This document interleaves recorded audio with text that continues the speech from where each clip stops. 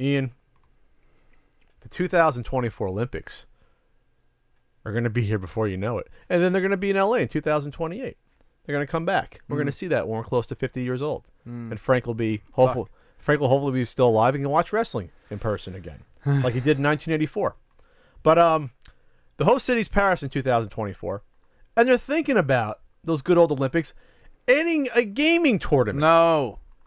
Well, remember the Olympics a few years ago when it was in Rio? They had a gaming tournament not associated with the Olympics, but they had one around the same time to try to legitimize that. Hey, it's eSports.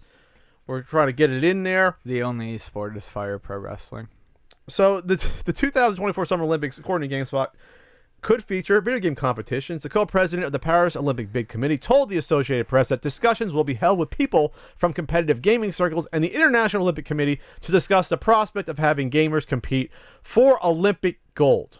Tony Estanguet, the co-president of Frank's Bid Committee, told the Associated Press that the gaming community deserves to at least be part of the discussion.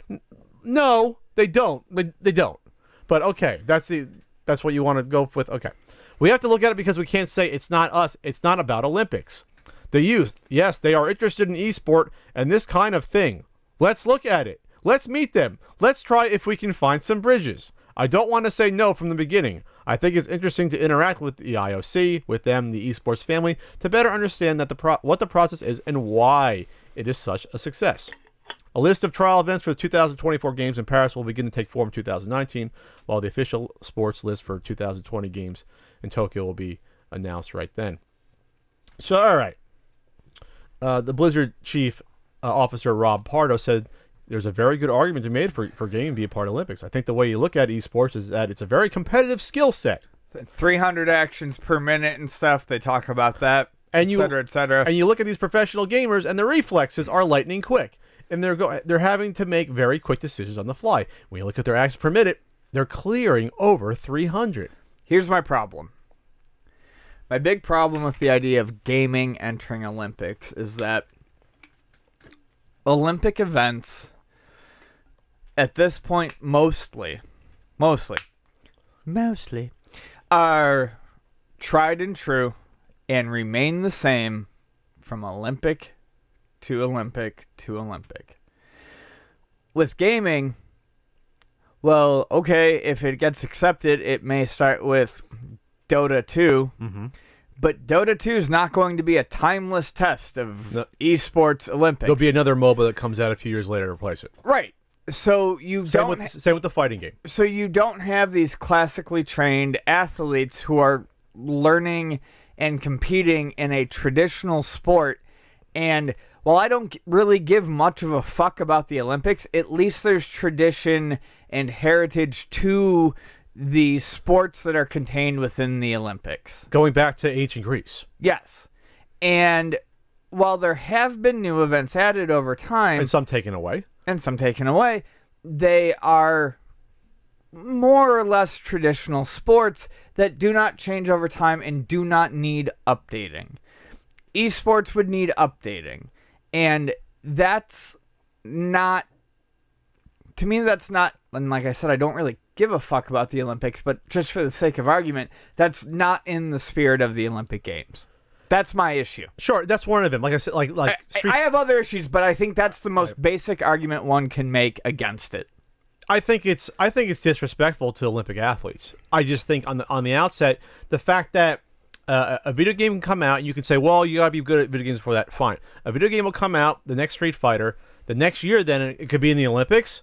So I got to train in that game for 1 year. When these Olympic athletes have been training for 20 to 30 years for an opportunity to make it, I think it spits on them. I just do. I don't disagree. It spits on them and the effort they're putting in, and it's not fun. Playing games is at least fun every day. It's not fun to train your ass off every day in track and field and grind it out and then maybe get an injury one day and your hopes are fucking dashed forever. Right. There's a high amount of risk when it comes to being an Olympic athlete, and those Olympic athletes in many of those sports are trading purely for glory. They're not making money. Amateur wrestlers the professional wrestling, yes, you can have a couple amateur wrestlers going in there. 99% of amateur wrestlers, they're screwed in the U.S. Either they got to go somewhere overseas to try to make a small living. They're done. Right. If I'm a skeet shooter, that's it. I try to go for my gold, and that career is over. It's at done. that point. Right. The esports professional gamers can leave the Olympics and go back to making their money. How many professional javelin leagues are there? And I mean, to be fair, I mean, just because someone will call us out in the comment section on it, yes, there's the USA, or there's the basketball players and the other major sports, teams that can go back. But that's to the making minority. money. But it is the minority of events. Of Olympic events where I just wanted to point it out because there's going to be that one person who's like, what? All right, show me that professional kayaking league, the 2-person kayak that they do. Yeah. Or the bobsled team that's making the big bucks. Biathlon, the skiing and shooting league. That was actually a Saturday Night Live skit where they had Nancy Kerrigan talking about her, going to the ice capades and making a ton of money with endorsements. And you have Rob Schneider, half his face blown off, who was a biathlete, and you had Norm Macdonald, who was a luge guy. It's like, yeah, I'm gonna go back to working at the Home Depot, and yeah, that's what it is. Yeah. So I think it's disrespectful for those two reasons. The other way is when I talked about in general, whenever I talked about trying to follow a MOBA on TV, it's fucking impossible to follow what's going on if you don't know nothing about it. Some of these are going to translate to TV extremely poorly. Right. When you watch these first-person shooter team games on TV, they go back and forth between both teams and one player at a time. You can't possibly follow that. Only people who play those games follow them. And I'm not making an exception for this or saying that this would,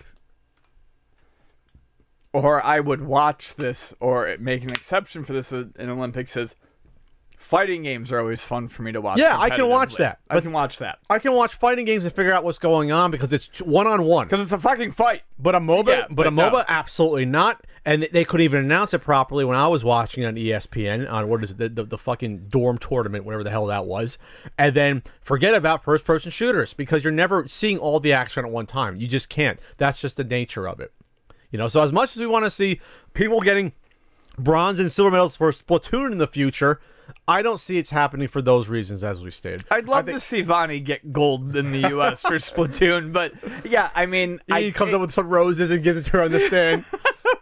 Yeah, exactly, but no, just... No. And that's not and we're not trying to belittle the quote-unquote eSports athletes or whatever. That has nothing to do with it. Because there's a lot of skill with that. There is skill. It's not... I've done somewhat competitive gaming, not professionally. They're different beasts entirely. Yeah, then if you do that, and guess what? And then you can make the argument that, all right, then chess is trying to get in forever. I don't think chess should be in the Olympics, but I will put chess in way before a video game. Exactly. Because chess has been played for thousands of goddamn years. Yeah, I would put chess in. I put in fucking snakes and ladders. No. Which became shoots and ladders. Shut up. Been played for thousands of years. Shut it. Mahjong? No. Oh, you had to think about it. No, I wouldn't because on the same level of poker, the best mahjong, the stat is something like the best mahjong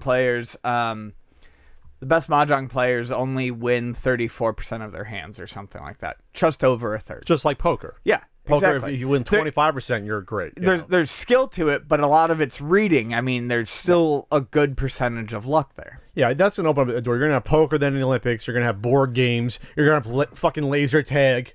I'm sorry. Well, laser tag at least is athletic and strategy. I mean, all right, fuck it. I'm laser tagging it. Laser tag should be in there before any of the other ones. Let's laser tag it.